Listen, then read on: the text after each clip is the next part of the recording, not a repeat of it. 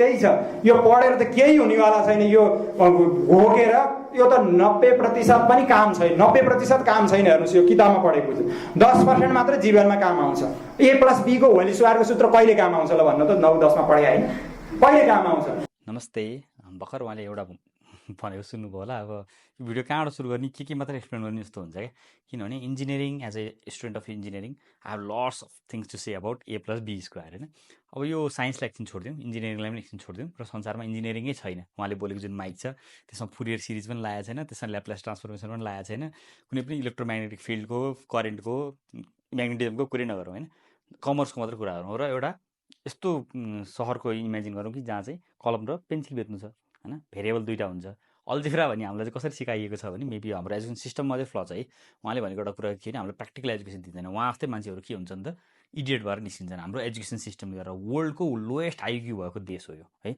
अब यहाँ यस्तो कुरोहरू थुप्रै हुनुहुन्छ। कसैले चाहिँ यहाँ ब्रियको बारेमा त्यस्तै भिडियो बनाउनु भएको छ, त्यो मार्को बाटो बनाउला।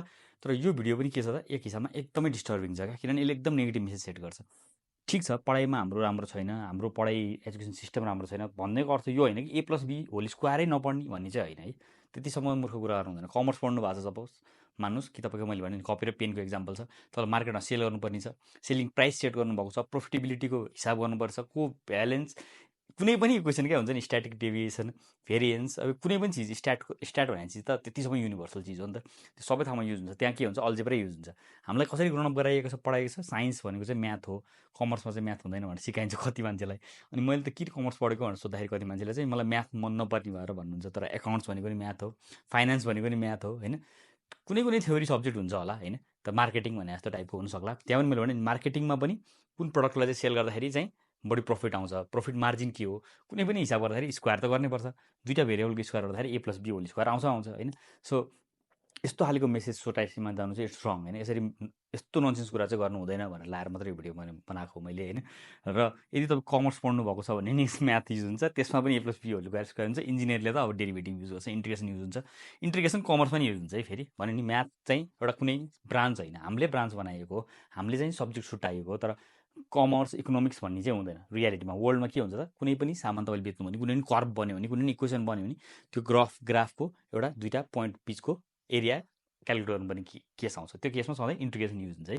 सो मैले अब इन्टिग्रेसनको युज गरेँ को डिफाइन गरेँ भने त अब भिडियो धेरै लामो हुन्छ। तर basically A+B whole square is a very fundamental principle. यो कखको पढाइ जस्तै हो म्याथ्सको लागि। अल्जेब्राको एकदम फन्डामेन्टल इक्वेसन हो, धेरै ठाउँमा युज हुन्छ। र म चाहिँ के मेसेज दिन चाहन्छु भने आर्ट्सै पढ्नु भएको छ भने पनि तपाईँलाई भोलि स्ट्याट चाहिन्छ। रिसर्च मेथोलोजी भन्ने सब्जेक्ट पढ्नुहुन्छ, रिसर्च गर्नुहुन्छ, कुनै पनि मास्टर्स लेभलमा पुगिसकेपछि तपाईँले के हुन्छ, थेसिस प्रपोजल राख्नुपर्छ, प्रपोजल एक्सेप्टेन्स हुन्छ।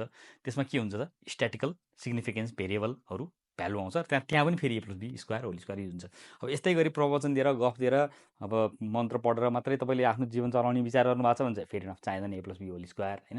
तर जिन्दगीभर हरेक फिल्ड, हरेक सब्जेक्ट सबैतिर चाहिँ म्याथमेटिक्स युज हुन्छ। यस्तो टाइपको रङ मेसेज नजाओस्। हाम्रो एजुकेसन सिस्टमलाई बदल्नु जरुरी छ। हाम्रो एजुकेसन सिस्टममा फ्ल छ, डेफिनेटली हामीले प्र्याक्टिकल नलेज दिँदैनौँ। त्यही भएर यस्तै मान्छेहरूले चाहिँ यो फर्मुला कहाँ युज गर्ने थाहा पाउँदैनौँ होइन। तर कन्सियसली अनकन्सियसली यो फर्मुला चाहिँ वर्ल्ड वाइड सबैतिर, हरेक फिल्ड, हरेक विषयतिर जिन्दगीभर सधैँ युज हुने फर्मुला हो। हस्, थ्याङ्क यू फर वाचिङ। नमस्ते। मेरो त जीवनमा कहिल्यै काम आएन। मेरो म्याथ पढाउने सर थिएँ, मैले सोधेँ सर यो A+B को होल स्क्वायरको सूत्र मलाई किन पढाएको, म त संस्कृत पढ्ने, मलाई कहिल्यै काम आउँदैन। सरले उत्तर दिए के थाहा छ, किन पढाएको भनेर सोधेको। मलाई नि मेरो सरले पढाएको थियो, त्यही भएर पढाएको।